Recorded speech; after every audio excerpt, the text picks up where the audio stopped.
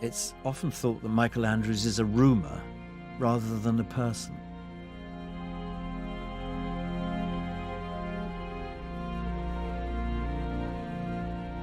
I mean, he was a very self-effacing, discreet person. He shunned the limelight, I think. And that's why when he moved out of London, people thought he'd sort of disappeared. Michael Andrews was born in 1928 in Norwich into a devout Methodist family. I was good at art at school. I was bad at maths. I was good at art. That, it was as simple as that, really. In 1953, he won a 2-year scholarship in painting to the British School at Rome. He's often associated with the so-called School of London. His contemporaries were Francis Bacon, Frank Auerbach, Lucian Freud, and Leon Kossoff. And there he comes into contact with William Coldstream, who is the legendary teacher of painting at the Slade. So when Michael Andrews is studying at the Slade, he paints this work called A Man Who Suddenly Fell Over. It's the beginning of Mike Andrews' whole interest in human behaviour. He paints a wonderful portrait of fellow student Lorenza Mazzetti in front of the Spanish Steps in Rome. And she makes a film called Together, released in 1956. It stars Michael Andrews and Edoardo Paolozzi. They play a couple of deaf mutes, shortly after the war.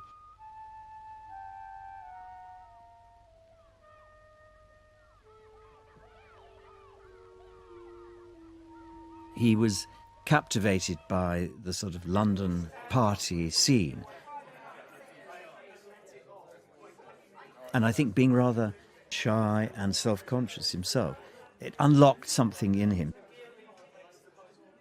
Bacon, Freud and Auerbach were drinking companions in the Colony Room, which was this private members' club. You can go and drink there all afternoon, where Andrews painted a mural in the 1950s.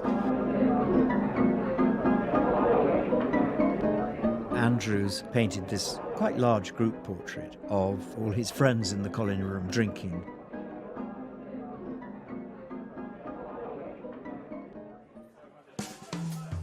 What you get in the 60s are a series of so-called party pictures, but they are paintings about human beings losing their self-consciousness, losing their inhibitions.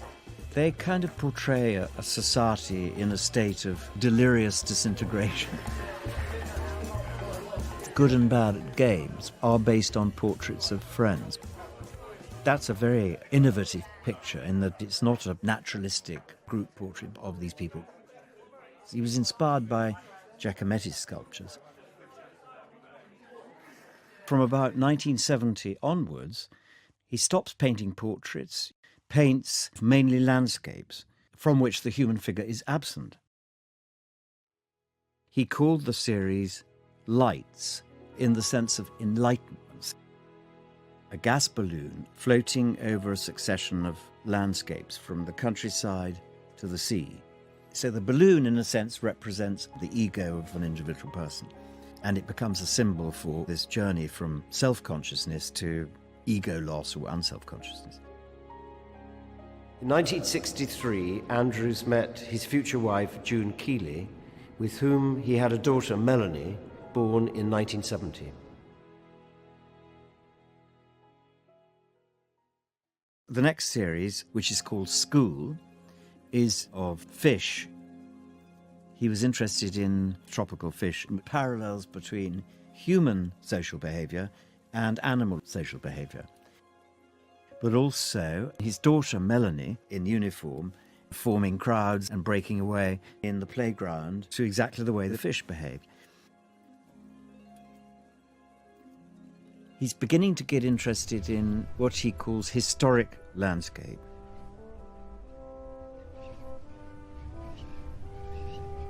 He starts going up to Scotland.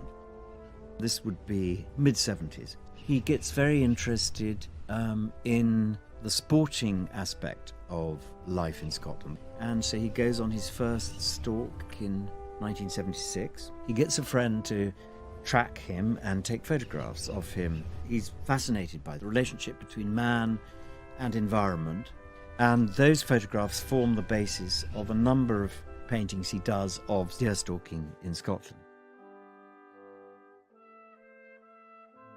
He was photographed teaching Melanie to swim in Scotland in the late 70s. He based this painting on that photograph, and it's a very touching photograph of father-daughter relationship.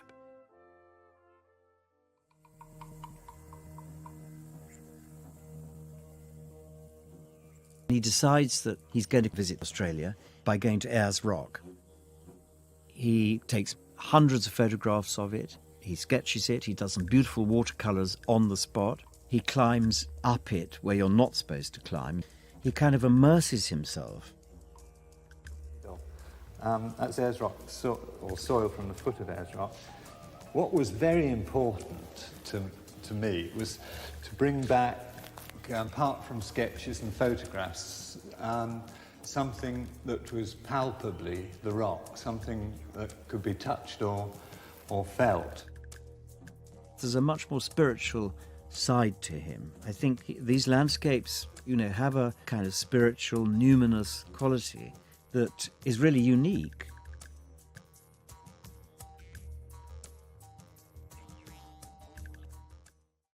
He didn't paint that many portraits. He painted Bruce Bernard in the late 80s, early 90s, and June, his wife, and a self-portrait. There's a big gap, really, of nearly 30 years.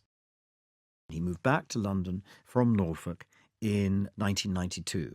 He got very interested in this stretch of land there, which he called the beach. Every time he would look at the river and see what it was doing, whether it was low tide, high tide, what boats were there. It was the essence of the Thames. He's gone back to using oil paint now. He collected bits of grit, bits of sand, bits of mud, and incorporated them on the canvas. Then the final painting, Thames Estuary, and the figures that he includes in the painting look as if they come out of the 19th century. Some of them are based on old photographs of people on the Thames with sort of high hats and things like that. So there's a real feeling of 19th century London. There's an immediacy about these paintings. You, the viewer, feel that you're kind of enveloped almost by the water and the mud. It's as if he's starting again from scratch with each new series. And that's why I think he's a very difficult painter to categorise.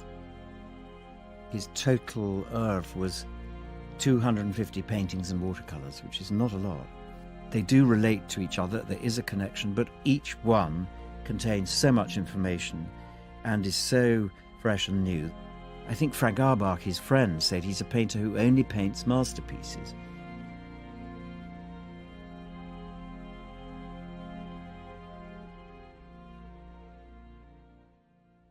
I wouldn't have put it like this then, but I'm sure I think in images.